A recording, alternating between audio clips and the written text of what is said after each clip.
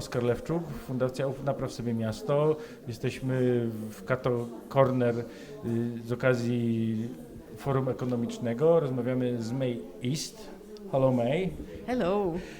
May napisała książkę pod tytułem What if Women Design City?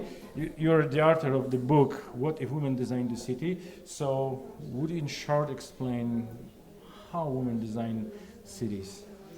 Because most of the people say, well, the city is a city. How any other person would design it a different way? So how women design and would evolve cities of today, we can think about this. So there are many ways, but let's take a look at how people move in the city. So if women design the cities will be designed for proximity rather than motorized mobility. And active travel would be encouraged as a way of life. Women repeatedly reaffirm this vision of streets for people and cars invited as guests and traffic evaporated.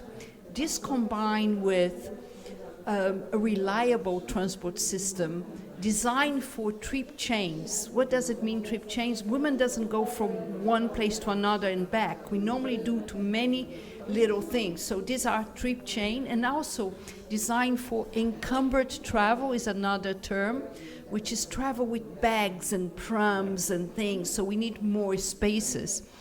With buses, night buses, that could stop on demand, stop here, not stop in the bus stop, would bring, for instance, enhance the quality of air, would be having an impact on climate and also on pace of life. So that's one example, but there are many other examples. I had a class with high school here in Katowice, which has like a special class specializing in architecture. And actually what we did, it was like about ecology and some other things, but I had a lecture about like a gender of the city. And I asked, the class is mostly, the students are mostly girls. It was like for 30 people, it was like 5 boys. And I asked if they imagine if the city has the gender. And actually, the one of the answers struck me was like, no, the city has no gender because city is the city. Like walls, cars, streets, and something. And it was like striking for me that in 21st century, young people that can't see how like a maybe not male-oriented view, but actually traditional. And this view creates the space around us. That makes impossible for women to move here and there properly. Well, this was an exceptional class because I speak to many young and adult women, and very clearly for them, an urbanism of proximity and also in terms of access to green spaces, women reiterate the importance of biophilic cities. Biophilia, bio is life, philia, love for life. So when you think about from now at the end of this century, most of the children, we're heading towards 70% of humanity living in cities. So most of the children will be born in cities. How they would have this connection with nature in cities, those who were born.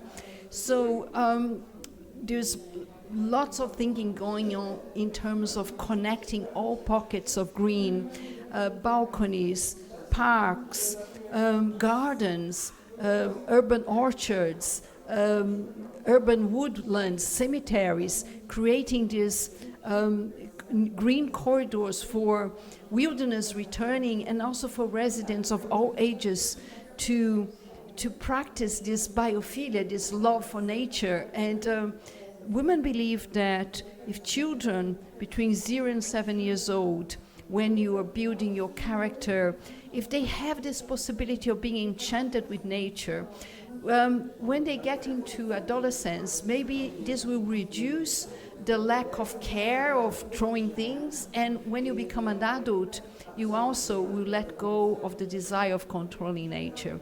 So there's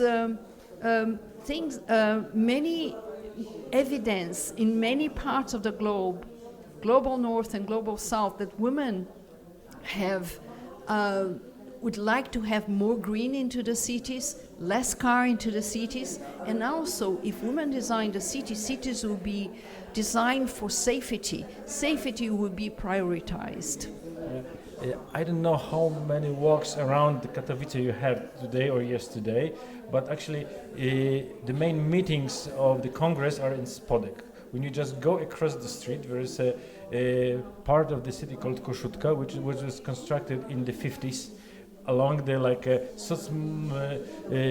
socialistic rules. And actually this is the part, the kind of the city I think you're describing, because like 4-story buildings standing in the green areas, lots of places for kids to play.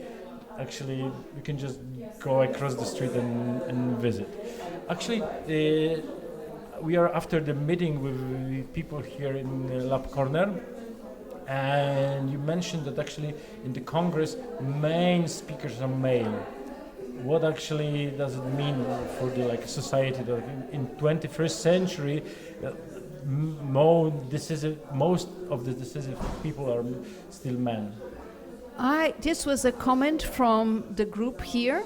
I would say that there is a mega trend of repositioning of women in society. Today we have 27.3% of the parliaments are represented by women in the globe, when you put and this has been growing a lot. When you think about 2015, we were only 11% of women.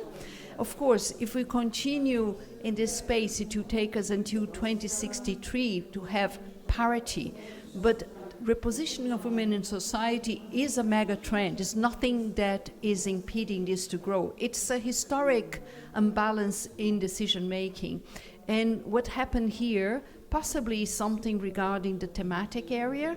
We're talking about a world with many scenarios ahead, including, the dismounting of globalization and a World Economic Forum, a global economic forum, or a regional economic forum would attract those who are into the business as well. And it happened that maybe there were more men, but there were women present, and they invited me to come to talk about what if women design the city. So I would say there is hope for growing representation of women in decision making, in parliaments, in economy, and in urbanism.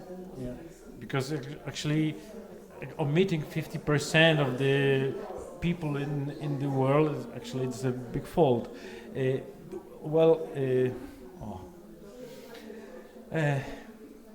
One of the aspects that you mentioned here during the conversation before was feminism is considered some kind of extremism, and for me feminism is a super inclusive philosophy. How can it be that actually so many people consider it extremism to be inclusive? I actually didn't say that. These are some of the colleagues saying that. I was saying that every ism separates. People are using this conversation of the women in cities and naming this thematic area in different ways. Some people talk about feminist cities. Some people talk about gender-sensitive placemaking. It's very much, what is this about? It's about the realization that cities, particularly the European cities, after the First and the Second World War that were bombarded, they had to be rebuilt.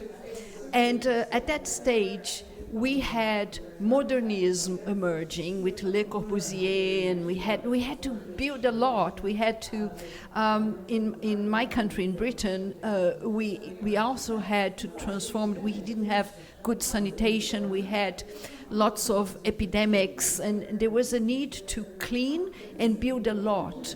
We didn't have the bricks that you have here, and we have the concrete that the French were using, and we start building these big buildings. The one that you mentioned to me, I've been there. Even the capital of my home country, which is Brazil, is all made using the modernist way of building. So I would say that modernism and Fordism, cars emerged together with this type of architecture. And at that stage, women were not so much in the profession. And I don't think that those who were projecting streets for rapid mobility, as quick as the man could leave home and go to work and come back, was the best urbanism of the time. I don't think that men at that stage would say, oh, let's construct cities that don't work for women. It's just that there was the presence of women, so there was not the experience of women. And now what's happening, as you said in your class, there were many women, there are more and more women coming into architects and technical positions, and they realize, oh, there's a historic urban planning gender gap. Let's bridge that. And there are cities that are engaged into this for years, like Vienna, for 30 years have been doing a gender-sensitive urbanism. Lyon has a gender-sensitive budgeting process. You have city after city realizing there is a historic urban planning gender gap. How am I going to do that? And Katowice is going to do this as well, because otherwise they wouldn't be inviting us here. Yeah, actually, in the Faculty of Architecture, you visited the Faculty of Architecture yesterday. 75% of students are girls. So actually, there is a hope still, I think. Yes, certainly. I'll just, as we conclude, I would say that whoever interested in deepening and knowing more, you can follow me, May East. I'm in all social media. I'll be very happy to continue this conversation with you. Thank you. Thank you.